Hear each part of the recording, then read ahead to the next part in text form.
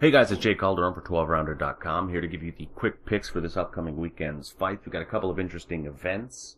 In Indio, California, Antonio Orozco will take on Stevie Forbes.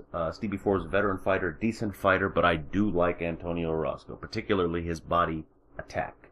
Forbes has only been stopped once in his career. That being said, I do believe that the body attack of Orozco, which tends to slow down an older fighter, will ultimately be Forbes' undoing. Now, I wouldn't be surprised if the very crafty, very capable Forbes in his day, very capable Forbes, was able to survive this fight and go to decision, but I'll go out on a bit of a limb here, and predict that he gets stopped. I think Orozco's the business. I think Orozco has the capabilities of getting that stoppage, but again, either way I'm going Orozco. Could be a decision. Wouldn't totally surprise me.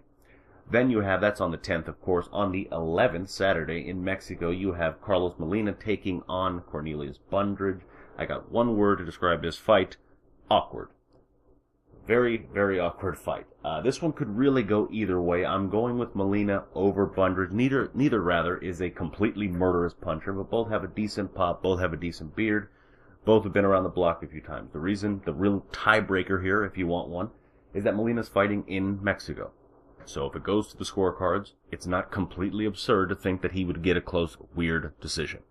That's the way it works with that one. It's an unfortunate truth of the fight, but it is one of those sort of fights that seems like it could go either way at the end.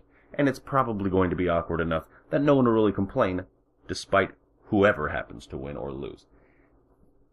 Same day, London, 11th, Saturday, you have big fight between Anthony Joshua and Denis Bakhtov, I believe is how you pronounce that name. Joshua, in about 8 fights, I believe, has stopped every single one of his opponents thus far, and while this is a bit of a step up, I do believe that Joshua continues that KO streak.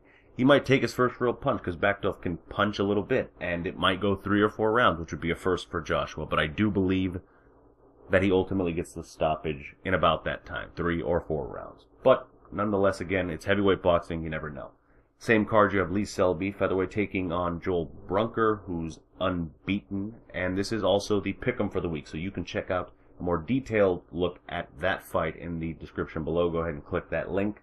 Short answer to that is I think Selby wins a pretty entertaining scrap. I think it'll be fairly interesting. Brunker just needs to ensure himself that he gives himself a chance by getting off first from time to time. That being said, I think Selby has enough of it in him to get that win by decision.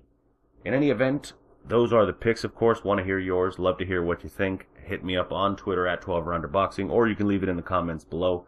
Like, share, subscribe, comment, all that great stuff. Love to hear from you. And until next time, enjoy the fights.